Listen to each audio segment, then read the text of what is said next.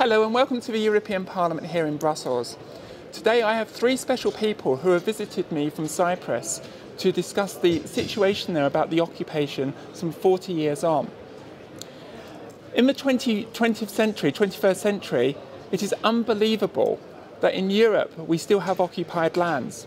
Indeed, part of the European Union that won the Nobel Peace Prize only a year ago, that we have part of that union occupied since 1974. Cyprus joined the European Union in 2004 with the hope that this issue may finally be resolved. Unfortunately, 10 years on, the issue still remains. With me today is Glafkos Cariolou, the mayor of Kyrenia, in exile, as it were. Yes, glad to meet you, and thank you very much for this chance to speak about our problem. Pleasure. We also have with us Marios Charalambidos, sorry for the pronunciation, and Elena Vracha, yes. Both who are municipal councillors of the Kyrenia and will be telling us their experiences. I think what we really need to start with is obviously what you actually want is a very simple human right, is to return to your home. Yes, exactly. Well, I will take you back before 1974, and Kyrenia and Kyrenians always were living very close to Turkey mainland. Yes. With our Turkish Cypriots living in Kyrenia, they were only 10%, we had extremely good relations always. And at this stage, we are saying that after 40 years after the Turkish invasion, we are still completely deprived of the most basic human right, the most important human right, the right to own our own house, our own property, and to live there and to raise our children there. So for us, it is time that we are given back our rights. And for this, we are sure, we are very positive about this, that a lot of Turkish Cypriot Kyrenians also are prepared to help us towards this effort that we are doing to go back to Kyrenia. So this is very important for us. It is inconceivable to imagine a country which wants to join the European Union to occupy a part of the European Union. We don't really understand how this can continue. And it's about time it stops.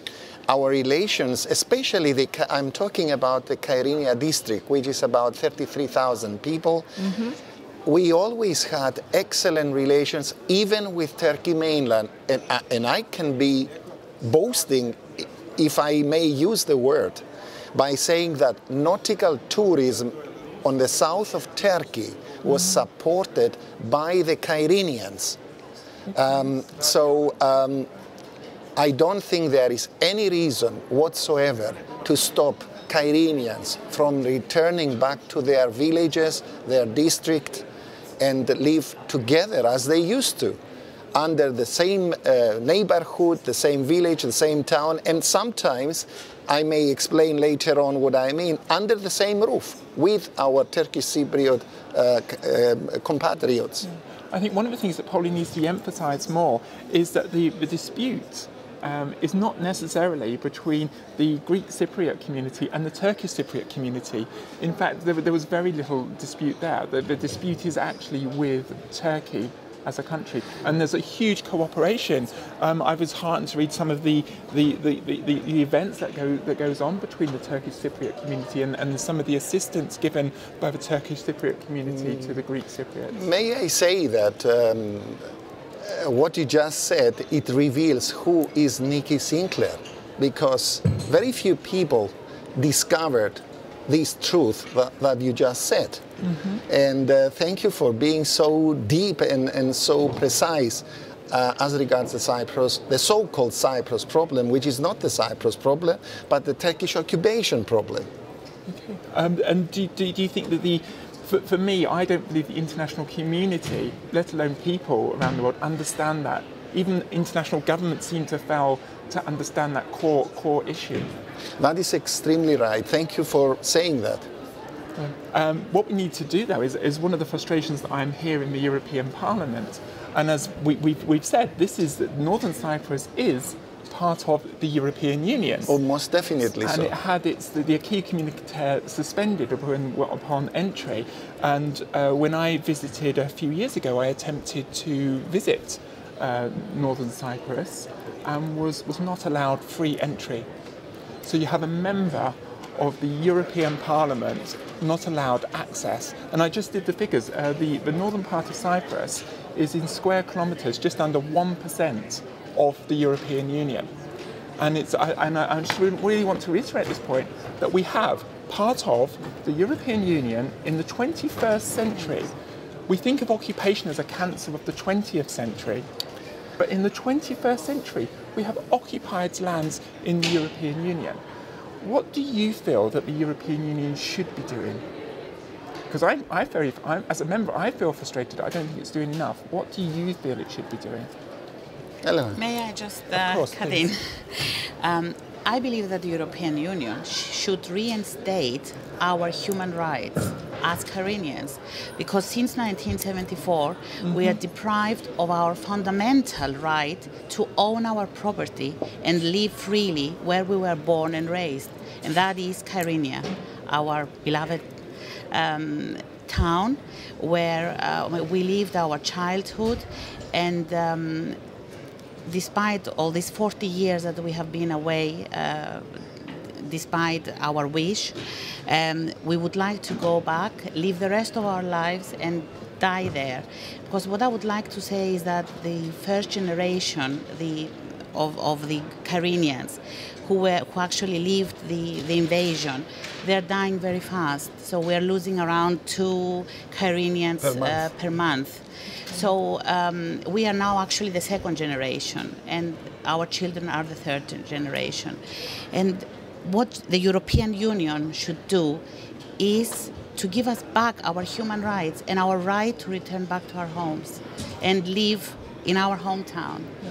How do you feel, because I think the biggest danger to the culture and the Turkish Cypriot community, yes, as well as the Greek Cypriot community, is the colonization?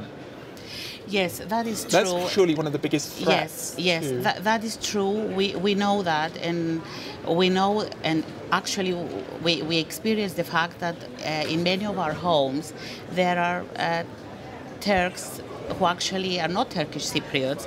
They were brought from mainland Turkey and they are living in our houses. That is an issue that the politicians will have to solve. We are not politicians. We are here as Kyrenians, and well, we want the politicians to find a way to take us back to our homeland. This is it. I mean, we know that these Turks who have been there maybe 3 generations or 40 years, they will have to find a solution to that. Yes. I mean, they are human beings. We are not denying that. And they have homes there. Yes. Would you therefore call for the European Union to seek some type of moratorium from Turkey to stop any further colonization? Yes, of course. That will be fantastic. Yes, that's a very good idea. Yes. This should have been done a long time ago. Absolutely. And we would like to ask them to do it now. Yes. Never is too late. Because that would be the first step to any solution is, well, let's stop the problem increasing. Yes, because it increases. I mean, nobody knows now how many Turks have been brought from mainland Turkey. The figures range from 150,000 to 500,000. We don't know. I mean, it could be anywhere there. Yes. So they should stop that immediately. And I also understand there's also a problem, obviously, we all know about the unfortunate economic situation in Cyprus, yes, about the purchase of property, yes, and using the financial situation. Yes, unfortunately, the situation as we have right now at the moment in Cyprus is that a lot of refugees coming from Kyrenia and from all over the occupied areas are in peril. They are in great difficulties. They have to be some of them have to be hospitalized, and some of them they wish to educate their children in universities abroad, and they cannot afford to do that. We have now refugees being cut off from the electricity network, and they don't have electricity. So what Turkey is doing now is reinforcing the economical ability of the people living in the occupied areas, of Turks living in Cyprus, settling in Cyprus, in order to be able to buy, to purchase land. And they do this through the IPC, as we call it, the Immovable Property Commission, that was installed in Cyprus, in the occupied part of Cyprus, by a court decision of the European Court of Human Rights as an internal measure of Turkey. However, I am very sorry to say there is no monitoring authority to see if law is applied, with the result that this commission does not cater reinstating of properties. For example, if it was a legally monitored committee, I believe all of us would have gone and requested only one therapy, property reinstatement. However, if we do that, the particular committee will offer us as therapy to buy, to purchase our land, which is not what we are requesting. We don't want to sell. We want to rehabilitate our property. We want to use our property freely, exactly as every other European citizen. That is all we want. We cannot do that.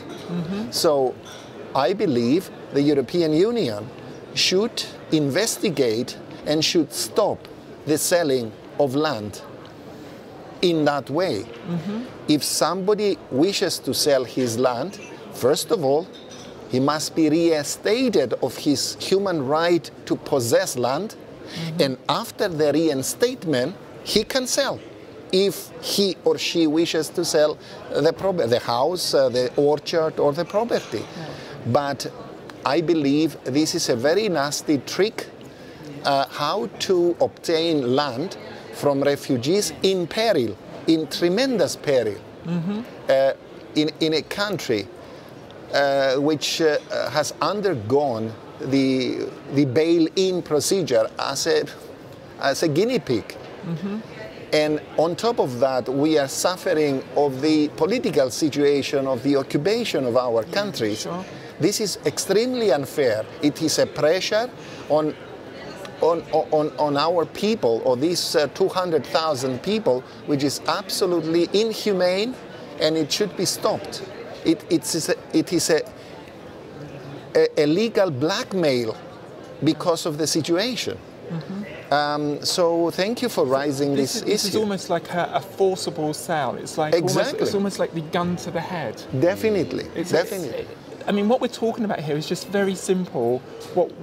Most of us have the enjoyment to live where we want to, work where we want to, and also to have our own religious beliefs and freedom of religion. And I believe that this has been a huge issue in Kyrenia. You kindly invited me last year to attend a service on the Orthodox in his church. Mario, in your church. And unfortunately, I couldn't attend. But unfortunately, it was declined. And they didn't even tell you to about 6 or 7 days ultimately that you couldn't go. 6 working days. Could you tell us a bit more about that, Mario? No, in Kyrenians, we have many churches. Yes. After the Turkish invading Cyprus, the most of them, I don't want to say all of them, is destroyed. Some of them, they demolished. In Kyrenia, in Upper Kyrenia, there is one very old and very good church. They keep it in good condition because in that area, the only one Kyrenians which stay there and married to a Turkish Cypriot, Angeliki, he take all the measure with the Turkish Cypriot to keep that church in good condition. After many years, Turkish Cypriot with some of Kyrenians, they decide to Preserve the church. preserve the church. And they do it. Now the church is in excellent condition, and we have 3 services in that church. Unofficially, because they didn't give us the permission to do it officially. But what we understand, all the Turkish Cypriot, which is neighbor to that church, they like us. We go there, you know, and we take the services, we bury that lady, Angeliki, Yes. and we hope to have many, many more services in that church, in our church, and for that, I believe that some of the churches, please correct me if I'm wrong, have been used as army barracks Yes. and for military purposes. And stables. Yes, And stables have been Which used as seems to be a stables very as well. Yeah, huge our- contradiction Yes. of a religious Yes, place to use it yes. for military purposes. Our bishopric, for example, it's used as a military center. It's a kind of district command, and it's right inside the bishopric. And this is not necessary to do. The bishopric should be returned back to the church, back to our bishop of Kyrenia. Just want to add something here that, you know, we Kyrenians, we are not fanatics. We always lived in harmony with the Turkish Cypriots, and we have a great respect for their mosques. And what really has happened to our cultural heritage and our churches, it's not in the Turkish Cypriot mentality, let's say, because we always lived in harmony. In Kyrenia, there were never troubles between the Turks and the Greek Cypriots, never. So this was imported, let's say, what has happened, completely imported from Turkey. You know, this lack of respect for our churches and our cultural heritage. One of the biggest things in my life is my family. And the ability to see my family Yes. and know what's happening with them. Of course, this was the biggest, I think, one of the biggest disasters from 1974, that 1,600 people went missing. And I believe Mario and Elena, you both have had missing people. Yes, we have Actually, Maria. yes, Maria. Maria Maria, Moustaka Marios and will Maria. speak about it because they are both suffering from losing their brother. Yeah. So there was it was approximately 1,600 people initially, and I believe yes. there's 1,100 still unaccounted for. That is correct. Last year was the record because there's a committee for missing persons, Yes. Yeah. which is set up between the Greek authorities and the Turkish authorities, Yeah. and there was 140 found. Yes. So the families, but we're talking 40 years on, and I've heard some horrific stories. For example, where just a piece of skull was Yes, found, that's and the true. family. So at least I suppose in that instance, the family know that the person died some years later, but they say, "What do I do with this piece of skull?" But the problem with this It's piece of skull it was is found terrible. just outside a Yeah, military a base in military, Famagusta. yes. There is a stumbling block, of course, that you know the committee is not allowed to enter the closed military bases and the barracks of the Turkish army. They're not allowed to dig the mass graves and get the you know Yes. the remains out. And there was talk, because I attend the committees here on this committee on missing persons, and there's talk about financial problems in the funding of this. But for me, It is a very, I'm afraid it's a very expensive procedure because, first of all, the exhumation, yes. and then you have political costs, and has to be paid by Turkey, and Turkey is refusing to do that. What is the political cost? Is to allow this committee to enter the so-called military zones, to exhumate. And in many cases, this is extremely costly politically, not in financial terms, and they are not willing to do it. Financially, yes, it's very costly since they have moved the laboratory of identification, DNA identification from Cyprus to Bosnia. So that is a very costly procedure. But we hope they will proceed very rapidly, and of course, they have to open the military records and tell to each of the relatives what actually happened. Yes. It is their legal right to know. I really want to emphasise here that the European Court of Human Rights on many different occasions have stated that Turkey as the prevailing power is responsible for the actions in northern Cyprus. Thank you for raising the question of power, because this is something that usually politicians omit to observe. Turkey, it's a G20 country with the biggest army in NATO.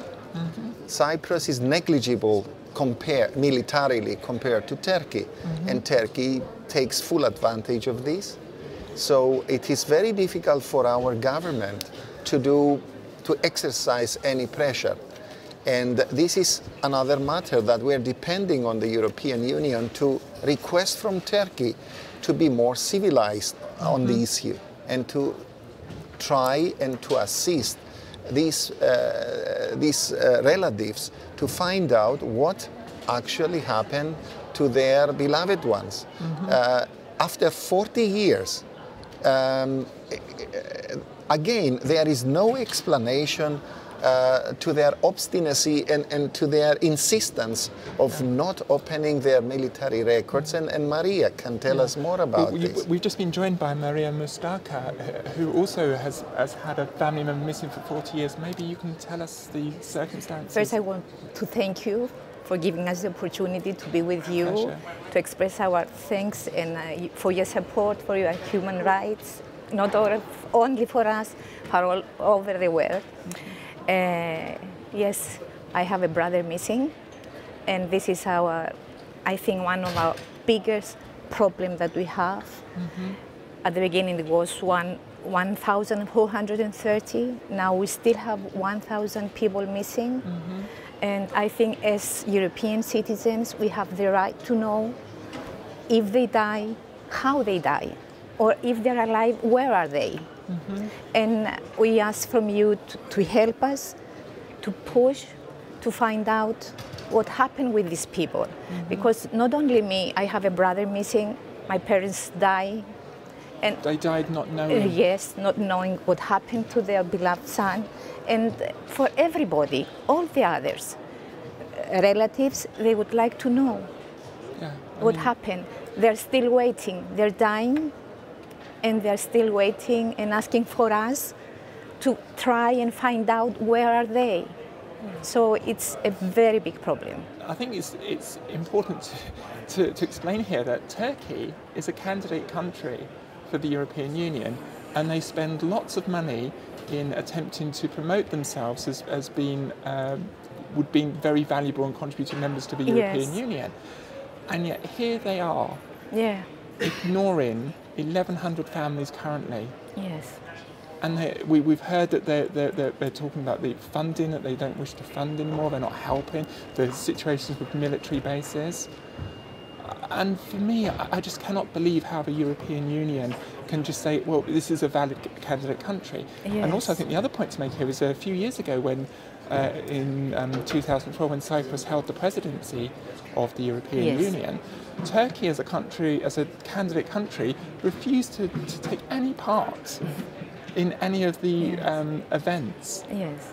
Now for me, I think I actually called in the chamber at the time that their membership, their candidature status should be revoked, because you cannot pick and choose. The whole idea. And you know, the people watching this from the UK will wonder what I'm talking about, because they know that I'm opposed to the EU, and I think that the UK should leave. But that's a separate matter to here. What we're talking about is people who want to be part of the European Union, sign up to the European Union ideals, and ultimately those ideals are not there. That's right, and it appears to me personally, I'm really talking personally now, because of our size, although we are part of the European Union, I think we are considered a second class member, because we're not valued. We don't have a voice. We're small. That's why, where we've suffered economically with the bail-in, I think we were, forgive me for saying so, but a guinea pig. And of course, we still have our human rights being ignored completely. There is, I mean, nowhere in the European Union this is happening apart from Cyprus. They wouldn't have dared do that in Italy or Spain. No, of course not. Of course not. But you see, we are a small island, so And I think. may I add to what Elena said, and what you have been saying is their behavior as regards the environment. Yes. Because Turkey invaded Cyprus for a particular military and strategic purpose, as it is indicated very clearly in Davutoglu's book of the strategic depth. And you can see this very clearly when you come to Nicosia and you look towards the north. You see on the mountain of Pentadactylos a fantastic evidence that cannot be hidden even from a satellite, what they did to the mountain from 13 controlled quarries. Now we have more than 26 quarries coming up like mushrooms with absolutely no control whatsoever. They are infringing any logic. Forget about Natura 2000, etc. Logic, common sense. They are absolutely and totally ignoring common sense, destroying a very, very precious mountain. Yes. And I can explain later on why it is precious. And when you look from Nicosia towards the north, you can see these ugly pictures, but they don't care because it does not belong to them. And every time there is a new quarry on that mountain, it's just like a stab with a knife in our heart. And this But we actually- cannot do anything about it. And this Turkey, once again, a candidate country to the European Union, is breaking European Union environmental rules. And these are protected habitats, and and Turkey is just saying, well, it doesn't matter. Yeah, at the same time, they say we want to be members of the European Union. But you know, Cyprus, the Republic of Cyprus, is very useful for Turkey, I would say. And the Republic of Cyprus is able to assist Turkey in many fields. And yet Turkey behaves in that sense. For example, Greek Cypriots have been paying a tremendous amount of taxation prior to entering the European Union. We never in our lives complained, not a bit, for paying on behalf of the Turkish Cypriot compatriots at any time. We knew that if we enter the European Union, all the Turkish Cypriot compatriots will immediately have the benefit of becoming European citizens with European passports, European identity cards. We knew that. We never complain about paying also for their behalf. Never. Also, hospitalization, social security, everything, all the benefits that we have, they have too. A few days ago, the Cyprus government passed a law where anybody, absolutely anyone with the Republic of Cyprus identity card can vote even for a European member of parliament. Now, this is how Cyprus is helping Turkey, and Turkey is behaving 180 degrees in a different way. With animosity, with digging mountains, with destroying churches, with depriving us of our right to return back home. Why? How long? For how long is Turkey going to do the same thing? Yes. We are allies geographically. We are situated only 45 nautical miles away from the coast of Turkey. If Turkey decides to change her attitude, Cyprus, Turkey, and Greece, and Israel next door will become probably the richest financial axis in the world. It depends on Turkey. Turkey must try to understand that we have human rights, and Turkey must respect our human rights. Not only the human rights of, even the human rights of her own people. Yeah. So, but, you know, I wrote to Baroness Ashton last year. Yes, and we are we're grateful deeply for that. But her response, let me be diplomatic and say it was disappointing. Why do you think there's a failure of those senior people in the European Union to take action? Oh, it's for us Cypriots, you know, it's quite clear why. what we said Turkey before. is in a very strategic position. Most of the pipelines of the gas and petroleum and hydrocarbon products supplying energy, the European Union and the rest of the countries, they all pass from Turkey. And this is why Turkey wants to take advantage of our hydrocarbon findings in our own economic, exclusive economic zone. So that's one reason, energy. Secondly, investments. Most of the bridges joining Minor Asia with the European part of Turkey, they are either projects undertaken by British companies or other companies. So European member states, I'm afraid they have to consider also their own interests. So then thirdly, militarily, Turkey is supporting NATO, as far as I know, with the greatest army in numbers. They have probably more than 1 million people under arms. They can send them to Afghanistan, they can send them in various other countries.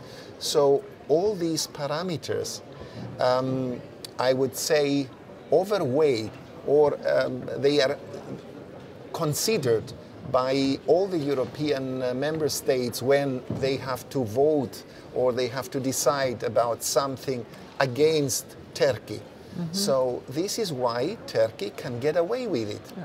Well, Turkey, so these countries, the UK, the EU, would say that Turkey is a friend. But for me, Yes, my good friends tell me when I'm wrong. Exactly. And I hope that my friends value when I tell them that they're wrong. And surely that's what good friendship's about. If you have a good relationship with someone, you should be able to say anything to someone and say, look, we agree with you, this, but you were wrong here. And I see this, you know, and I would say this here with the Kashmir in India, it's a very similar thing. It's just not willing to say, you're wrong. You see, this is the big and the powerful against the weak and the small. And this is what we're experiencing here again. But the weak and small here is part of the big family of the European Union, which is our island of Cyprus. That's why we expect and we demand, if I may say so, that the European Union and the international community, they exercise some pressure on Turkey to respect us, to respect our human rights. Because as you very rightly said before, and I was moved actually by your introduction when you said that, you know, how can the European Union allow such an injustice, you know, on the small island of Cyprus? And I think that it's easy to say that, you know, somebody can be sympathetic towards us because we have been displaced from our homes. But it's a different thing to actually live this experience, because everyone has a home to go to. Well, we don't. We are guests in another town. We are not allowed to own our property. And I think this, I know I said it before and I can't say it enough times, we are deprived of our main right to go back to our homes. And this is what we want. We want to go back home and live the rest of our lives there. Obviously, there's been much destruction with the cultural heritage in northern Cyprus. What would you like to see happen now? Yes, thank you very much for asking this question, because it's very important for us to have funding. We shall need to have assistance as regards civil engineers and architects, and also funding for the repair of the churches. We always do this in conjunction and jointly with the Turkish Cypriot Kyrenians, and what we wish to see in the near future is the repair of Christoforides, which is a church near to the harbor of Kyrenia. Thank you again for inviting us, but I've noticed that you are trying to learn how to fly helicopters and other dangerous, I would say, attempts. We would like to invite you to join us sailing in a 300 BC ancient ship replica in the Bay of Limassol. And we wish that you will give us this tremendous pleasure to thank you. I know that we will be unable to thank you enough for what you're doing for us Cypriot refugees in general. And not only that, globally, I've noticed that you are involved in many issues and you are assisting people from all over the globe.